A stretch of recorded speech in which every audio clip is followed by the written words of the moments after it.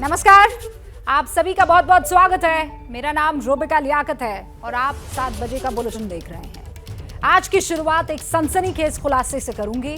देश के 15 राज्यों में ऑपरेशन ऑक्टोपस जो चल रहा है उसमें अब तक का सबसे बड़ा खुलासा है ये।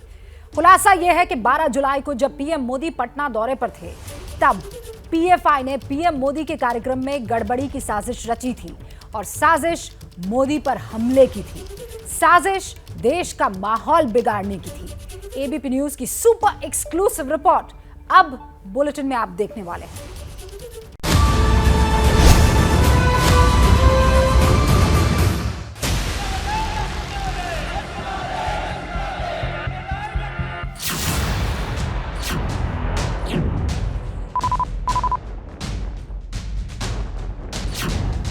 ऑपरेशन ऑक्टोपस के तहत गुरुवार को देश के करीब 15 राज्यों में एनआईए और ईडी ने छापेमारी की। पीएफआई से जुड़े 100 से ज्यादा लोग गिरफ्तार किए गए। अब इस छापेमारी को लेकर चौंकाने वाले खुलासे हो रहे हैं।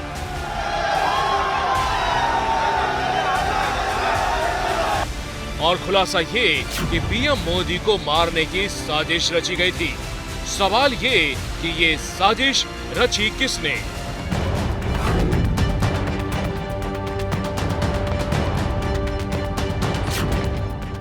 आपकी टीवी स्क्रीन पर ईडी का वो दस्तावेज है जिसमें सनसनीखेज दावे किए गए हैं।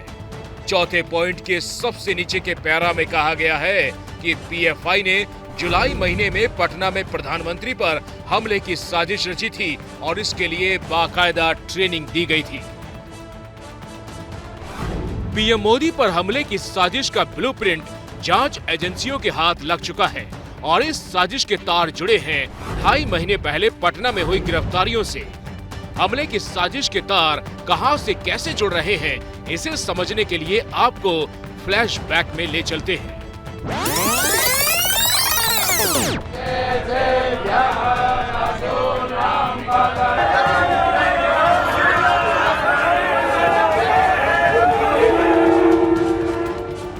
जुलाई को प्रधानमंत्री नरेंद्र मोदी दिन में झारखंड के दौरे पर थे और उसी दिन शाम को वो पटना में बिहार विधानसभा के शताब्दी समारोह समापन कार्यक्रम में पहुंचे थे। और आरोप है कि पटना के इसी कार्यक्रम में पीएफआई ने गड़बड़ी करने की साजिश रची थी। पटना पुलिस ने तब जो एफआईआर दर्ज की थी उसके मुताबिक 11 जुलाई को शहर के फुलवारी शरीफ में कुछ संदिग्ध लोग जमा हुए थे और इस सूचना के आधार पर छापेमारी की गई और 2 लोग गिरफ्तार भी हुए थे।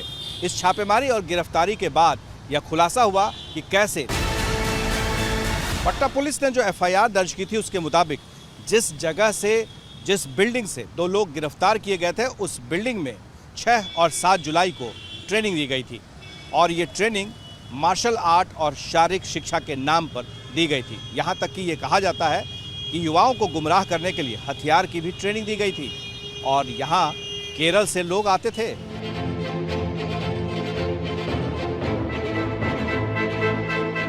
पटना पुलिस की एफआईआर में 26 सक्रिय लोगों के नामों का जिक्र है, जिनमें पटना के रहने वाले 10 लोग हैं, दरभंगा मधुबनी के 3, कटिहार के 2, नालंदा, पूर्वी चंपारण, सारण, मुजफ्फरपुर, अररिया और वैशाली के 1 हैं। पुलिस पूछताछ में खुलासा हुआ था कि बिहार के 13 जिलों में पीएफआई के दफ्तर हैं जहां संदिग्ध ट्रेनिंग दी जाती थी। केस हाथ में लेने के बाद पटना पुलिस की इसी एफआईआर को एनआईए ने अपनी जांच का आधार बनाया और गुरुवार को देशव्यापी छापेमारी की।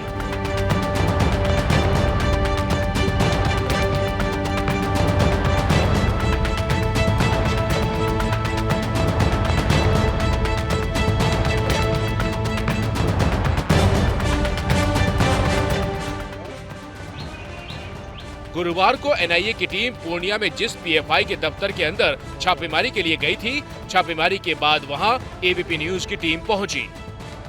पूर्णिया में पीएफआई के दफ्तर में यहीं पर करीब 7 घंटे तक एनआईए की टीम ने छापेमारी की है। एनआईए की टीम यहां से निकली है, हाथ में एक बैग था, उसमें कुछ दस्तावेज था, लेकिन एनआईए के अधिकारी कुछ भी बोलने से बचते नजर आते हैं। देखिए, हम आपको पीएफआई का जो है दफ्तर है उसके अंदर का नजारा दिखा रहे हैं। यहाँ पे बैनर पीएफआई का पोस्टर, आइडेंटिटी कार्ड्स वगैरह यहाँ पे गिरा पड़ा है। सबको यहाँ पे आप देखिए तलाशी सबकी ली गई है। कई सारे यहाँ पे आइडेंटिटी कार्ड्स हैं।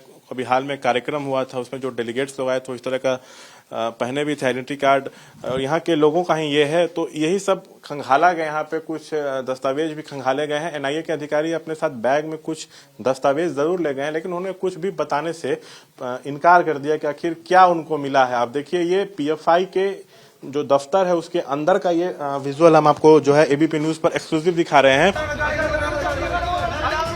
अब इस छापेमारी के दौरान केरल से गिरफ्तार पीएफआई के शफीक पैयत के रिमांड नोट में पीएम मोदी पर हमले और उसके लिए बाकायदा ट्रेनिंग कैंप लगाने का खुलासा हुआ है। ईडी के दावे के मुताबिक पीएफआई के अकाउंट में पिछले साल भर में 120 करोड़ रुपए आए। इन्हीं पैसों से आतंकी ट्रेनिंग दिए जाने का शक जताया गया। सूत्रों की माने तो पीएफआई के विदेशी फंडिंग का पता चला है। विदेशों से जमा किए गए पैसों से ही 2020 में दिल्ली दंगों की साजिश रची गई। उसके अलावा प्रधानमंत्री के कार्यक्रम में भी गड़बड़ी फैलाने के लिए ट्रेनिंग देने में इन्हीं पैसों का इस्तेमाल किया गया। शफीक की पूछताछ से खुलासा हुआ है कि प्रधानमंत्री की पटना रैली में व्यापक पैमाने पर अव्यवस्था फैलाने की साजिश रची गई थी। मोदी पर हमले की साजिश की पूरी चेन को डिकोड कर लिया गया है और मतलब ये हुआ कि केरल में मोदी के खिलाफ साजिश रची गई, विदेशों से पैसे जुटाए गए, बिहार के अलग अलग इलाकों में ट्रेनिंग दी गई, पटना में साजिश को अंजाम देने की प्लानिंग थी।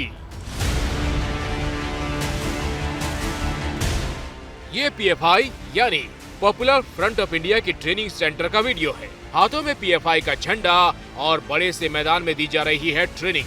बताया जा रहा है कि पीएफआई की ट्रेनिंग का ये वीडियो पूर्वी चंपारण जिले के चकिया इलाके का है और ये वीडियो करीब साल भर पहले का है, जिस शख्स ने इस ट्रेनिंग कैंप का आयोजन किया था उस रियाज मारूफ और बबलू का नाम पटना पुलिस की एफआईआर में है।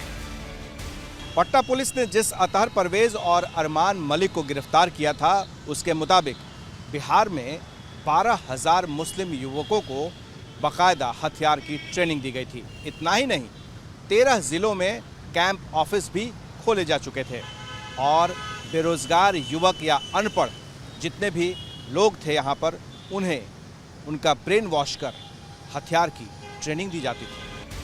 अब एनआईए और ईडी ने ऑपरेशन ऑक्टोपस के जरिए पीएफआई की आतंकी साजिश का पर्दाफाश कर दिया है। जैसे ही घड़ी का काटा दोपहर 2:30 पे आए, बबीता जी का दिल सास बहू साजिश के लिए मचल जाए। और ये है इनकी बहू, पूरे दिन ऑफिस की टेंशन हो जाए गॉन जब ये करें अपना फेवरेट शो फ्री टाइम पे ऑन। इनकी तरह आप भी देखें अपना फेवरेट शो अपने टाइम पर और डाउनलोड कीजिए एबीपी लाइव ऐप अपने स्मार्ट टीवी पर।